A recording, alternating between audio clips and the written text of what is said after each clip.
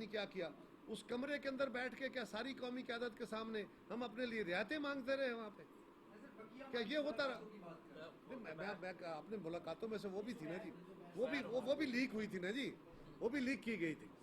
دوسری بات یہ ہے کہ جو سابق گورنر صاحب کی ملاقات تھی اس کی وضاحت انہوں نے کیا ہے کہ میں اپنی ذاتی کیپیسٹی میں گیا تھا, میرا تعلق ہے پرانا 40 سال کا, اور اس میں انہوں نے یقیناً وہ کہہ رہے ہیں, بلکہ مریم بی بی نے بھی اپنے پریس کانفرنس میں کہا تھا کہ ہاں ہمارا کوئی ساتھی اگر جا کے ملے گا تو ہو سکتا ہے ہمارا ذکر ہوا ہوگا, لیکن انہوں نے یہ بھی کہا کہ اس میں اور بہت ساری باتیں بھی ہوئی ہیں, اس کا بھی انہوں نے شائبہ اشارہ دیا ہے. لیکن گزارش یہ ہے کہ اس کی وضاحت تو وہی کر سکتے ہیں, لیکن جو انہوں نے وضاحت کیا وہ انہوں نے کہا جی میں ذاتی طور پہ گیا. میرا نقطہ یہ ہے قائرہ صاحب کہ جو پہلے ہوتا رہا آپ کے اور پیپلز پارٹی کے درمیان اعتماد کا فقدان, میں اس پوائنٹ کو میرا خیال ہے ہمیں اے پی سی اور اے پی سی سے آنورڈ چلنے کی ضرورت ہے. میں نے یہی کہا کہ یہ ایک تاریخی لمحہ ہے. اس وقت ہم قومی کاز کے لیے چلے ہیں. قوم کی توقعات پہ جو جماعت پوری نہیں اترے گی, پیچھے ہٹے گی, خواہ وہ میں ہوں خواہ کوئی اور ہو, اور وہ تاریخ میں اپنی سزاوار ٹھہرے گی. اب ان سے سوال لے لیں. پٹی صاحب سے سوال ہو گیا. جی جی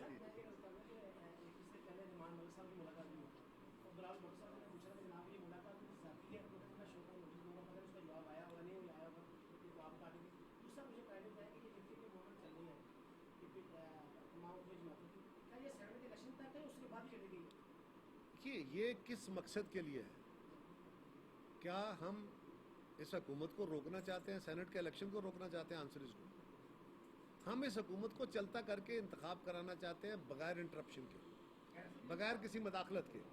ہم چاہتے ہیں کہ اس ملک میں آئینی حکومت قائم کی جائے جو آئین کے تحت سارے سٹرکچر کو ٹھیک کرے اور تمام ادارے اپنا اپنا آئینی رول ادا کریں.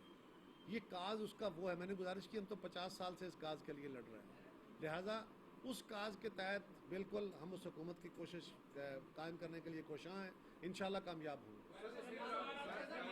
رحمان ملک صاحب اپنی آفیشیل کیپیسٹی میں, وہ چیئرمین اسٹینڈنگ کمیٹی ہے, اس کیپیسٹی میں ملے تھے, لیکن مجھے ابھی اس کی تفصیل کا نہیں پتا کہ انہوں نے اس کا جواب کیا دیا. میں ویسے کوشش کروں گا کہ میں آپ کو ان کا جواب لے کے دوں. جی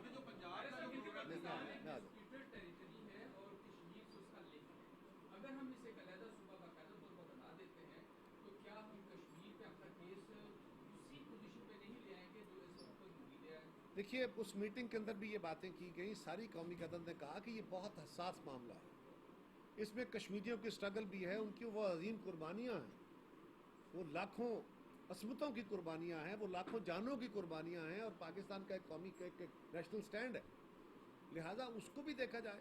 گلگت بلتستان کے لوگوں کی خواہشات ہیں, ان کے حقوق ہیں, ان کو بھی دیکھا جائے, بالکل دیکھا جائے, ان کا بھی حق ہے. اور تیسرا کہ اس کے لیے فیصلے جو ہیں وہ سلیکٹڈ نہ کریں, کیونکہ وہاں اس وقت ایک سلیکٹڈ حکومت ہے, یعنی وہاں پہ ایک حکومت اپوائنٹ ہوئی ہے جو کیئر ٹیکر ہے. تو 1.5 مہینے میں ان کا الیکشن ہونے جا رہا ہے. اس الیکشن کے بعد وہاں کے منتخب نمائندے آ جائیں گے. ہم نے یہ مطالبہ کیا کہ وہاں نیشنل سیکیورٹی کا ایشو ایک فیئر الیکشن ہوگا. اگر فیئر الیکشن نہیں ہوتا تو ایشو بڑا ہو جائے گا.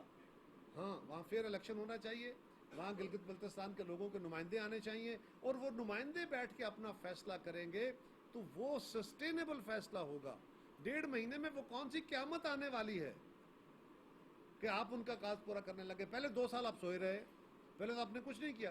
اور پیپلز پارٹی یاد رکھیے, آپ مجھ سے سوال کریں, پیپلز پارٹی کی تاریخ یہ ہے گلگت بلتستان, یوں تو سارے پاکستان میں ہی تمام کلاسز کو یا قومیتوں کو حقوق دینے والی جماعت ہی پیپلز پارٹی ہے.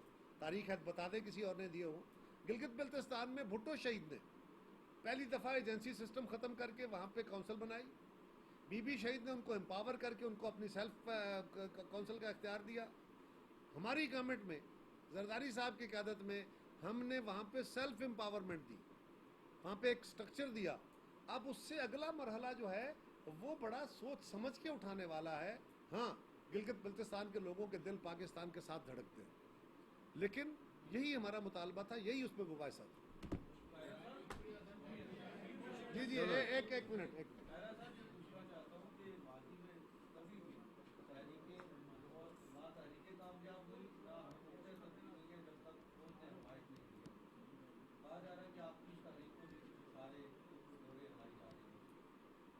खान साहब तो कहते हैं कि हमारे साथ सब ठीक है, पर हमारी ये तारीख नहीं है। दूसरी गुजारिश ये है कि तहरीकें कामयाब भी होती हैं और नाकाम भी होती हैं। आप अपनी तारीखी जिम्मेदारी अदा करते हैं, हम कोशिश करेंगे। हमारी दानिश में ये हुकूमत नाकाम और फेल हो चुकी है, ये अवाम के ऊपर जबर के तौर पे मुसल्लत की गई है। इसका जल्द चला जाना पाकिस्तान के मफाद में है, लोगों के मफाद में है, उनकी ज़िंदगियों में आसानियाँ लाने के लिए ज़रूरी है। हम अपनी कोशिश करेंगे और कामयाबी के लिए करेंगे, इंशाअल्लाह ताला कामयाब होंगे।